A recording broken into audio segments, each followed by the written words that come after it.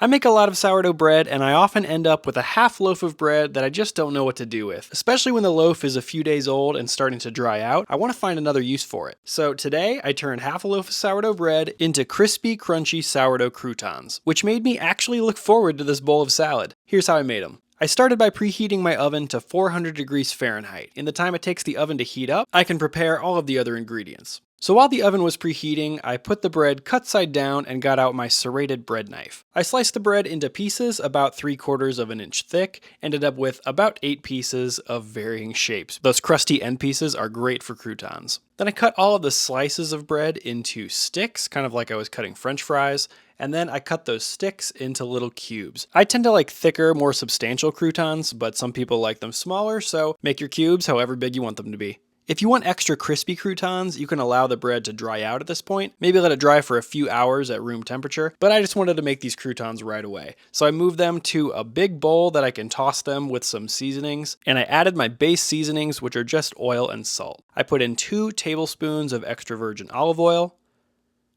and then a 1/4 teaspoon of kosher salt. If you toss your cubed bread in this simple mixture, you will make amazing plain croutons. But if you want to add any additional flavorings like cheese, herbs, or spices, now is the time to add those. My family really likes this one particular Italian seasoning blend, so I'm adding 1 teaspoon of Italian herbs and spices. And then I thought Parmesan cheese would pair really well with that, and I happen to have just a 1/4 cup of grated Parmesan cheese left in the fridge. So I added a 1/4 cup of cheese. And then I took out a big spoon and tossed all of those seasoning ingredients with the bread cubes. Once the bread pieces were sufficiently coated with the oil and the seasonings were sticking to the pieces, the croutons were ready to bake.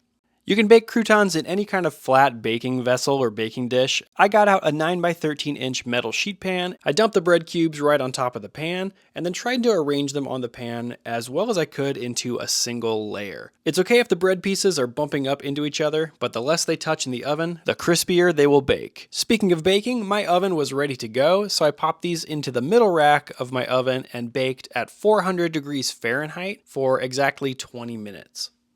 While the croutons were baking, I started preparing the base of my salad. These croutons I'm sure would be great with many different types of salads, but I kept things pretty simple with some chopped romaine lettuce and a few little pops of color from some purple romaine lettuce. With the croutons I'm looking forward to, that's really all I need. After 20 minutes of baking, these croutons were looking golden brown and the cheese on the edges was starting to crisp up. So I moved the baking sheet over to my kitchen counter and tested the croutons. And sure enough, they had transformed from soft and oily chunks of bread to crispy and crunchy croutons. And even better than the ones you get at the store, these croutons are a little bit soft on the inside. They're not super crunchy and dehydrated like the ones you get in the plastic bag at the store.